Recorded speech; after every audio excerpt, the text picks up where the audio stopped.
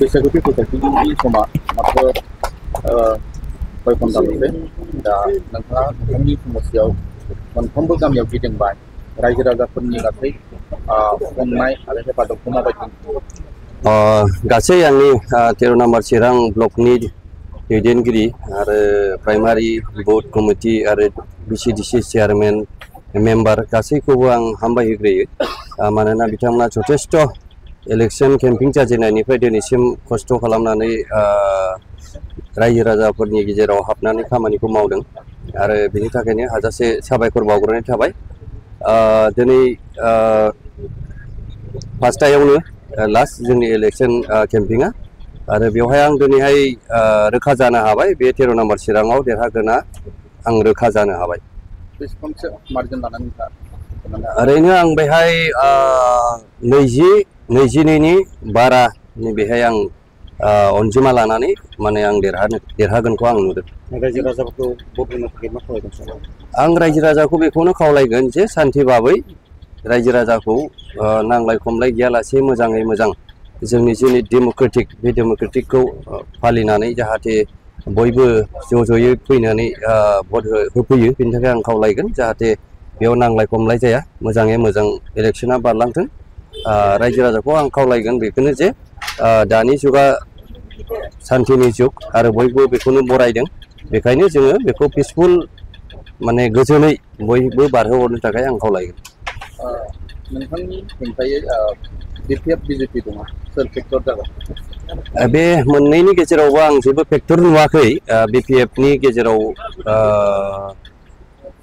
जों नुबाय गोबां बेबायदिनो दुर्बलताखौ जोङो नुबोबाय आरो गोबां दैदेनगिरिफ्रा बिथांमोननिफ्राय दिनैहाय एरायनानै दिनै UPLआवनो फैबाय आरो बेहाय BJPआ जे बेहाय मोनसे दखल खालामनो हागोन बेखौ नुवाखै मानोना जोंनि राजनितिकआ आन्चलिकनि मोनसे राजनितिक आरो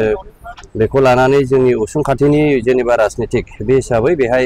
जिखुनु BJPआनो जा कंग्रेसआनो जा बेहाय रोदा सुनो हायाखै आं बेखौ नुदों आरो रायजो राजाया बेखौ दिनै लुबैयाखै सानसेनि राजनितिकखौ बिथांमोना लुबैयाखै जेब्लायबो जोंनि बे जायगानि जेनाखि राजनितिक आन्चलिक दल UPPL जोंनो बिसोर सापर्ट खालामनानै दिनै आवगायबोदों आरो बेखौनो देरहाहोगोन होननानै दिनै थिरांथा लादों 3 तारिखआव हाग्रामा महिलारिया समायखिरा लागोन होननानै सार नोंथाङा बुंदों बिथाङा गाबगोन ना समायखिरा लागोन बे समासो खोन्थासिगोन आंथ' बांसिनै बिथाङा न' सिङाव दर फांथेनानै हारसिंसो थागोन नामा बेखौसो नुगासिनो दङ समायखिरा लागोनखौ आं बेबायदि नुहुराखै खारन ग्राउन्ड रियेलिटिया बेखौ खोन्थायाखै जे बिथाङा दे समायखिरा लागोन आरो चिफ जागोन बेखौ जों सिमांबो नुवाखै खारन 5 बोसोराव अपोजिसन जानानै खेबसेबो बियो एसेम्ब्लियाव गाफैयाखै मानोना बे डेम'क्रेटिकेलि बियो जेबो माने रुल्स एन्ड रेगुलेसन आरो बेखौ फांसन खालामखायाखै थ' बे हिसाबै जे आं चिफ जाबाल'सो बे समायखिरा 3 तारिखआव लागोन होननाया बेयो खुनु दिनैनि रायजो राजाया बेखौहाय दाबि दावा खालामनायखौ लुबैया दा रायजो राजासो फसंगोन मानगोनां BTCनि जोंनि आवगोलनि चिफ प्रमद बर' सारानो आरो समायखिरा लाफिनगोन आरो बेनो चिफ जाफिनगोन लोगोसे डक्टर हिमन्त बिश्व शर्माया मोनसे मोबिलाइजेसनाव फैनानै बर'नि नैबे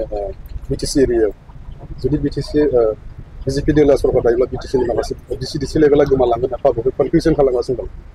बेथ' एकदम रोखा बियो जोंनि मोनसे एमेन्डेड कनस्टिटिउसनजों फैनाय बेखौहाय रावबो सोरबाया बोखानो बा सोरबाया सिफायनो होनबाबो बेखौ हाया दा बेखौ लानानै गोबां रायजो राजाया थलं थफं जादों आरो गोदाव सोराव जादों बेखौ जों रायजो राजाया बयबो मानिया आरो बेखौ गासै जोंनि ओनसोलनि रायजो राजा बेखौ मानिनानै लानो हाया आरो बे जानायबो नङा बेखौ जों क्लियारलि बुंदों बेयो मोनसे राजनितिक लेंगुवेज आरो बेखौ जोङो राजनितिक भाबै जोङो लानांगोन गोजोन्थों नमस्कार সকলো সাংবাদিকলৈ মই আগন্তুক যি আমাৰ শাৰদীয় দুৰ্গা পূজাৰ সকলো সাংবাদিক মই শুভেচ্ছা কামনা কৰিছোঁ লগতে আজি মই UPLত যোগ দিয়াৰ কাৰণটো হ'ল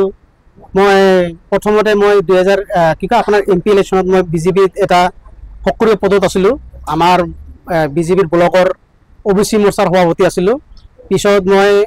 বাই ইলেকশ্যনত কিবা এটা কাৰণত মানে এটা ইনচেণ্ট কেছ এটা হৈছে মোৰ লগত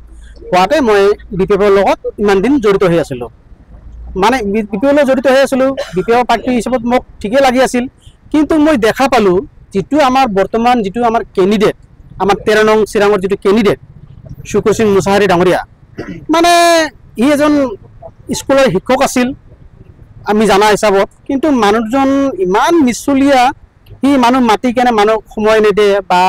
মানুহ ভেলু নিদিয়ে এনেকা মানুহ যদি আমাক এতিয়াই যদি এনেকে এভৰ্ড কৰে পিছত জিকাৰ পিছত বা EM হোৱাৰ পিছত আমাক কেনেকৈ ব্যৱহাৰ কৰিব এইকাৰণে মই চিন্তাধাৰা কৰি আৰু ইপিপিএলৰ যিটো আমাৰ যিটো প্ৰচেষ্টা বা কিবা যিটো কৰিছে আমাৰ আগন্তুক যিটো মানে মাটিৰ বিষয়ে হওক কিবা